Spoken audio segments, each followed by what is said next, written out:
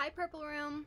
So today I have two books to read to you, and the first one is called I Am Enough by Grace Byers, and pictures are by Keturah A. Bobo.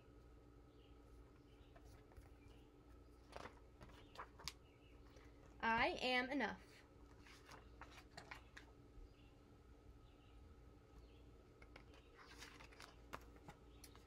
Like the sun, I'm here to shine.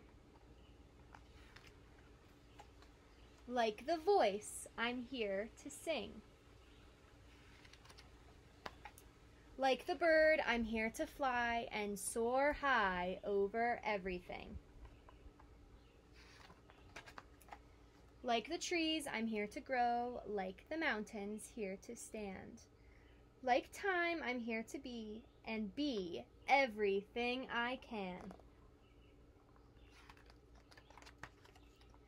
Like the champ, I'm here to fight. Like the heart, I'm here to love.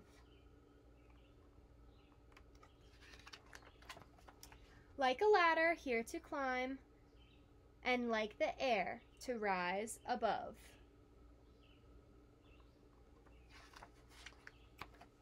Like the wind, I'm here to push. Like a rope, I'm here to pull.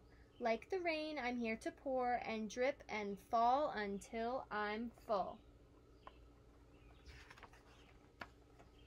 Like the moon, I'm here to dream. Like the student, I'm here to learn.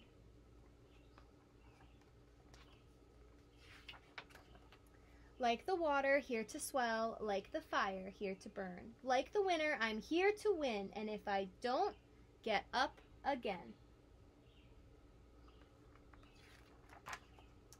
I know that I may sometimes cry, but even then, I'm here to try.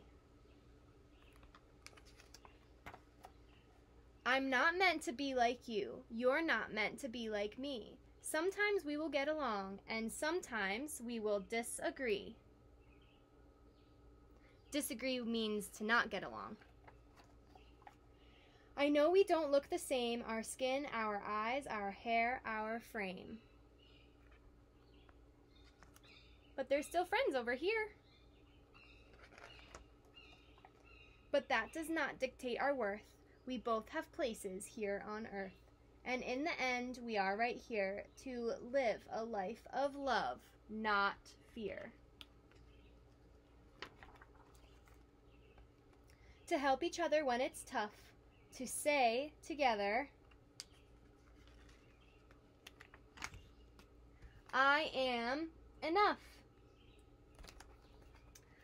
I love that story because it reminds me of all of my buddies that are in the Purple Room. My second book, Purple Room, is Amazing Grace by Mary Hoffman and illustrated by Caroline Binch. And you may have this book at home, and you may have heard it from Darlene during one of the Zoom group times. Okay. Grace was a girl who loved stories. She didn't mind if they were read to her or told to her or made up in her own head. She didn't care if they were in books or movies or out of Nana's long memory. Grace just loved stories. After she'd heard them, and sometimes while they were still going on, Grace would act them out, and she always gave herself the most exciting part.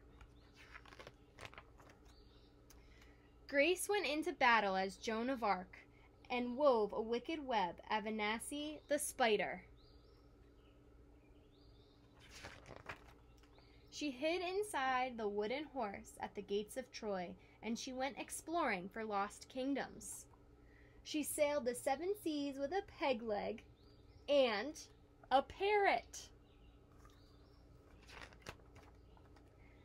She was Hiawatha sitting by the shining big sea water, and Mowgli in the backyard jungle. Most of all, Grace loved to act out adventure stories and fairy tales. When there was no one else around, Grace played all the parts herself. She set out to seek her own fortune with no companion but her trusty cat, and found a city with streets paved in gold. Or She was Aladdin, rubbing his magic lamp to make the genie appear. Sometimes she could get Ma and Nana to join in, when they weren't too busy. Then she was Dr. Grace, and their lives were in her hands.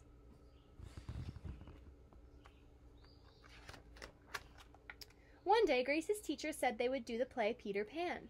Grace knew who she wanted to be. When she raised her hand, Raj said, "You can't be Peter. That's a boy's name." But Grace kept her hand up. "You can't be Peter," whispered Natalie. "He isn't black." But Grace kept her hand up. "All right," said the teacher. "Lots of you want to be Peter Pan, so we'll have auditions next week to choose parts." She gave them words to learn.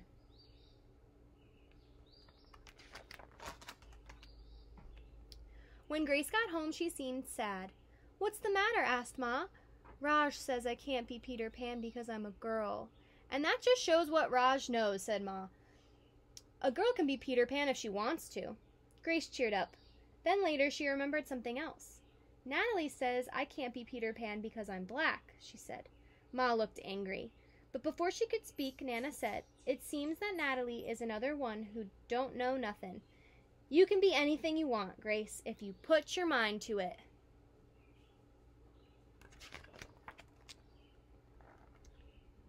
On Saturday, Nana told Grace they were going out. In the afternoon, they caught a bus and a train into town. Nana took Grace to the Grand Theater. The sign outside read, "Rosalie Wilkins in Romeo and Juliet" in sparkling lights. "Are we going to the ballet, Nana?" asked Grace. "We are, honey, but first I want you to look at this picture." Grace looked up and saw a beautiful young ballerina in a tutu. Above the dancer, it said, "Stunning New Juliet." Why does Nana want her to see that picture? Let's see. "That one is little Rosalie from back home in Trinidad," said Nana. "Her granny and me, we grew up together on the island. She's always asking me, do I want tickets to see her Rosalie dance? So this time I said yes." After the ballet, Grace played the part of Juliet, dancing around her room with her imaginary tutu. "I can be anything I want," she thought. On Monday, the class met for auditions to choose who was the best for each part. When it was Grace's turn to be Peter, she knew exactly what to do and all the words to say. She had been Peter all weekend. She took a deep breath and imagined herself flying. When it was time to vote, the class chose Raj to be Captain Hook and Natalie to be Wendy. There was no doubt who would be Peter Pan. Everyone voted for Grace.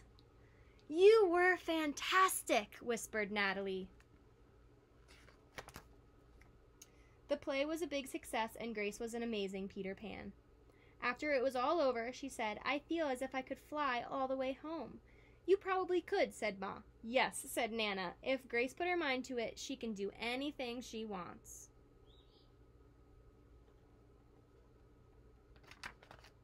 The end. I love this book, Purple Room, because Grace put her mind to be Peter Pan, and so she was. She was able to play Peter Pan in the school musical, in the school play. Okay, so I miss you all, and I hope you have a wonderful weekend this weekend, and I hope you liked both of my books, and I miss you. I think I said that already, but bye, Purple Room.